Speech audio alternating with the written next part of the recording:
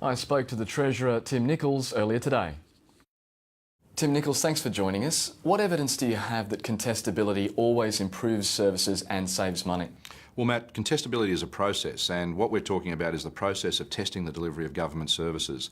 Now, not in every instance will it mean that something has to be done by people outside of government, but at the moment we've just been blindly heading down the same path, and we can't continue to do that.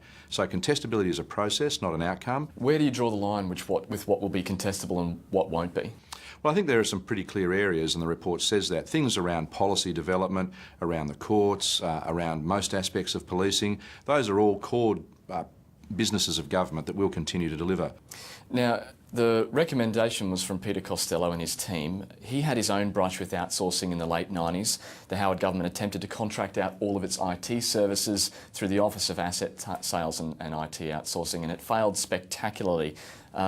Are you wary that sometimes this doesn't work? We're certainly wary about that, and we think that a lot of lessons have been learnt from previous experiences.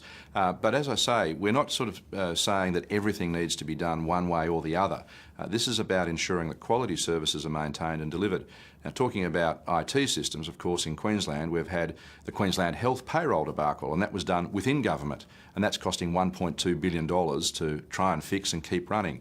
So there is no right or wrong answer, but you do need to test the market to make sure that you are delivering the services that Queenslanders need at a price they can afford. What can you say to Queenslanders to prove that you're able to get it done and improve productivity, like Peter Costello says is so essential? I think the important thing to remember is, and the report points this out, is that productivity in Queensland has declined faster than the rest of Australia, and our productivity is now less than it was a decade ago. Inevitably that means if we want to keep going the way we have been going, a massive increases in taxes and charges or a decline in services. We don't think that's acceptable. We think we need to do something better and different, and that's what this report is about. Where do you draw the line between what you need a mandate for and what you will just do? Well, the normal business of government, and the Housing Minister has made it clear that there is no wholesale sale of government-provided accommodation, but the normal business of government will continue as it always has, and it's based on recommendations from our professional bureaucracy telling us where we need to be and where we don't need to be. Hundreds of millions of dollars were obtained from selling those office blocks. That's hardly normal, and you didn't get a mandate for that. Can people expect other kinds of values extracted like that? Well, I think people expect their government to do the very best they can, and whether owning CBD office blocks is something that people think the Queensland government should be doing, or delivering services in education, in health, in law and order and police, having more police on the beat is something we should be doing, I think is far more important than owning 30-year-old office blocks that are going to require a lot of money to be spent on them, upgrading things like antiquated air conditioning and lifts and that type of thing. On Tuesday night, you said on the ABC News that you hadn't done the sums on what your response to Costello will make the government or save the government, but yet the next day the Premier says $20 billion. Do you endorse his figures? Well, I think what Costello says primarily in his report is we need to improve our productivity, and we need to improve our productivity by 1% a year to maintain the services. And he doesn't actually put a number in his report insofar as those sorts of things go, because we have to improve our productivity as a proportion of the gross state product.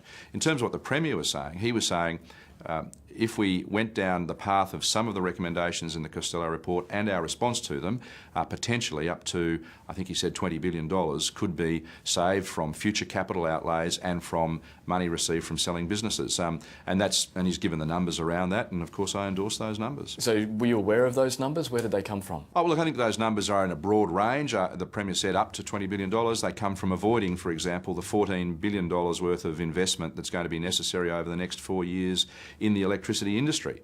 So that assumes the sale of the generators? That assumes the investment that goes into Ergon, Energex and Powerlink to maintain the network. So as the system grows, more investment is going to be necessary to make that system available for people as populations grow and as demand for electricity increases. On top of that, we then also have the savings from the sale of things like the generators and the ports that are going to require further investment. So it's a combination of both avoiding further capital expense as well as returns should we go down the process of sales. How do you avoid that capital expense if you still own Energex, Ergon and Powerlink? Well, for example, in a certain region, as a new estate comes on, it will need substations and electricity being provided to that area. There may be an opportunity for someone who wants a long-term return on an investment to join with the government in the terms of the delivery of that power into that area and to help defray the costs of investment that needs to go into constructing the poles, the wires, the substations, the transformers that deliver that service. Tim Nicholls, thanks for your time. Thanks, Matt.